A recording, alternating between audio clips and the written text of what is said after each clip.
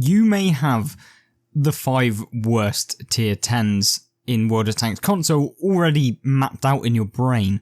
What if I flipped it and said maybe you don't actually have the worst tanks right or correct within World of Tanks console? And let's check out what the statistics say about the tanks in the grand scheme of things. Today we will compile the 5 worst tanks from 3 different categories at tier 10, and that is win rate, damage and assistance combined, and also survival rating within the game, and we'll see what comes out worst. So officially the worst win rate tank for tier 10 within World of Tanks console is the T22 Medium, the premium tier 10 vehicle that boasts a lovely 47.11% win rate, which is 0.07% lower than the second highest vehicle within the game, which we'll get onto in just a second. But this is because this tank doesn't really have the armour that it's supposed to,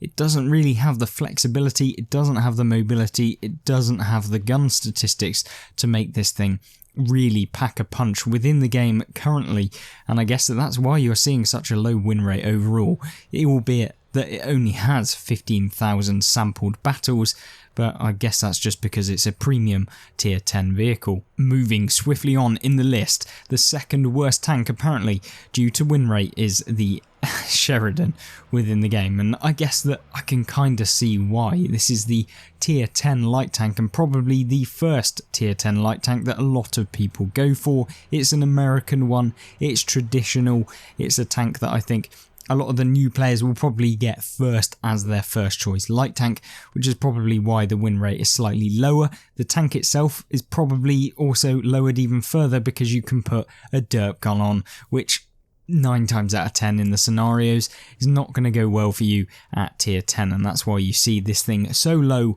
in the win rate list, and why it has quite possibly, well, may just be the worst tank if we take into account the sampled battles as well. 1.86 million sample battles with a consistent 47.18% win rate, which is terrible, I'm not going to lie. So yeah, definitely not a good tank if you want to make sure that you're going to do consistently well with it. It wouldn't be a top 5 worst tanks if the Rheinmetall Panzerwagen didn't feature itself within there nicely at level 3, which is 47.21%, so it's only just slightly pipped by the Sheridan as the worst light tank in the game, and that's probably because in a similar regard, it's pretty boxy, it's big, and it's a tank that probably a lot of people go for. Usually when people first join World of Tanks, they go for an American or alternatively a German tank, and I don't really blame them. They're pretty easy to get into, unless you're playing the light tanks, of course. So yeah, with a 47.21% win rate, you're probably doing one of the worst, and I guess that's why this is so low. Now, I was pretty surprised with the fourth worst win rate tank in the game, and that's the T62A.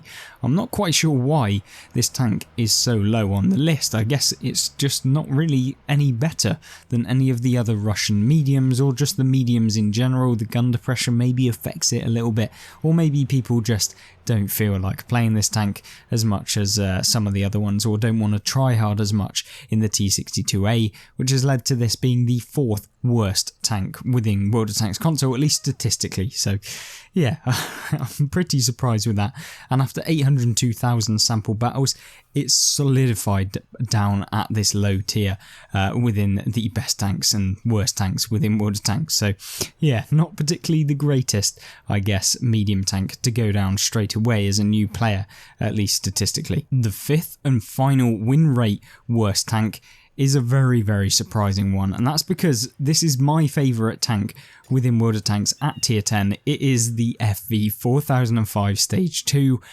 I kind of get why this tank is so low. It's a very novel tank for those of you who maybe don't know how to keep yourself alive for the whole game, and I guess that's probably why the win rate isn't so good, and I probably see a lot of these FV 4005s only getting 1 shot of damage off in the game and then getting taken out very swiftly. So that's probably why you see this so low. And with 2.15 million battles played, it's definitely solidified down near the bottom, and I think that there's no surprise in that. The long reload probably doesn't help it out either, and so yeah, the 5th worst tank in the game is apparently my favourite. Now then, let's take a look at what the 5 worst combined damage tanks are within the game and see if we get any overlap with them. And the first one being the Tusk. So this is a tank that I'm not surprised whatsoever. It has that derp gun, and as we talked about before, the Sheridan has the same derp gun, except the Tusk is a more novel tank and one that I think people probably go towards thinking it's going to be really good, and then it comes out and you end up having that derp gun that doesn't actually really pen anything, and hence why it only has 1791 combined damage on average between the 526,976 sampled battles that WhatStars here that have provided for us to have a look at the statistics. And yeah, what a low number.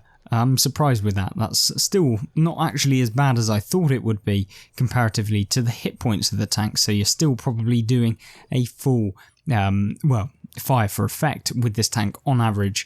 So yeah, it's not looking good for the Tusk. Talking about not looking good, the Sheridan's made his way back onto the list again, and this is the 2nd worst tank with the combined damage, and that's probably because of the stuff we've already mentioned within the game, being that this does of course have the that kind of high alpha damage gun that is basically just a KV2 at tier 10. So yeah, we're going to move swiftly on. And swiftly we do move on straight into a tank that we've already seen again, the Rheinmetall Panzerwagen. As per the previous comments, you're seeing this once again re-emerge 3rd on the list if we ignore artillery pieces, which would have been pipped by the Batchat 15558 within the game, but we'll disregard those for tanks within the game. Now then, as 4th on the list, it comes down to another light tank, and there's probably no surprise once again that it is the WZ1321. So this is the Chinese tier 10 light tank within the game, and that's because this tank is one of those that's probably more novel and least played out of all of the light tanks. However, I actually really enjoy the Chinese light tanks, and I think they're very underrated, especially if you can make them work. Now, I definitely have found them very interesting to play, and probably one of the ones that I think a more advanced player would probably enjoy a little bit more than someone that's just joined the game. But yeah, I'm surprised that this is maybe so low, but then again, it's a light tank, it's probably why it's got the lowest damage combined. And the final 5th worst damage tank within World of Tanks, at least combined, is the Sturm Tiger, or the basic artillery piece that plays as a tank destroyer, only kind of artificially within the game. So yeah, the tier 10 German tank destroyer that has the highest alpha damage of any tank destroyer within the game, albeit it is basically HE.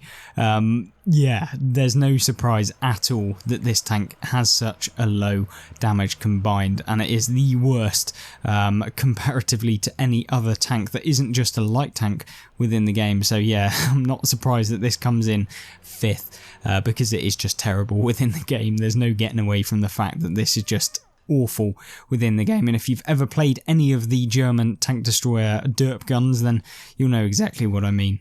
Finally, if you're into actually surviving the entire game, these are probably the tanks that you don't want to be jumping in, and of course there's no surprise that they're all light tanks, but we'll disregard the light tanks for once. We'll gloss over the fact that it is the Panzerwagen bottom, 2nd is the Sheridan, then it's the Tusk, then the T100LT and the WZ132-1 as having the lowest survival, with the Tusk and the Panzerwagen and Sheridan all lower than 17.5%. Yeah, you're not looking forward to actually playing in those if you want to survive the entire game. But coming on to different tanks other than light tanks, as you can probably expect, that they do have the lowest.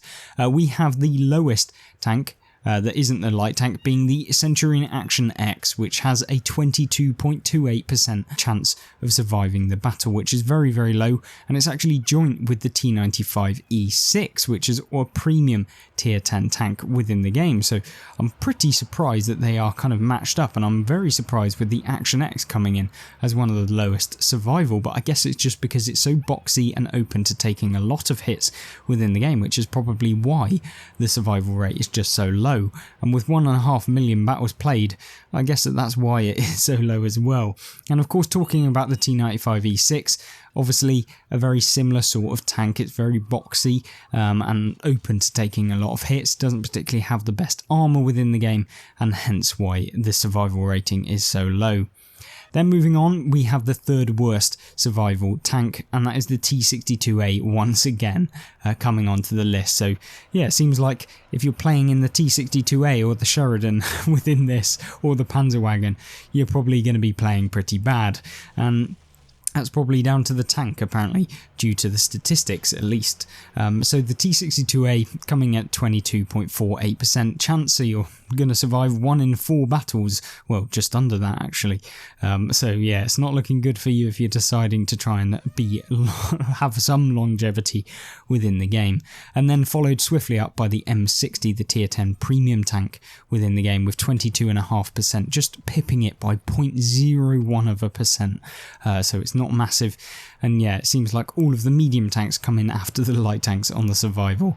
And then finally we have then got the Batchat 25T, which is the French medium tank, and this is probably no surprise because it just doesn't have armour and hence very easily penned, although be it most people that probably pay the Batchat 25T are a little bit more skilled than most, because it kind of takes a little bit of skill, and I feel like it's very rewarding for players that maybe have played a little bit more of the game. However, within the current meta, it's probably not one of the best tanks in the game by any stretch of the imagination, and hence why it's landed itself on the kind of top 5 worst actual tanks other than light tanks within the game, at least by survival.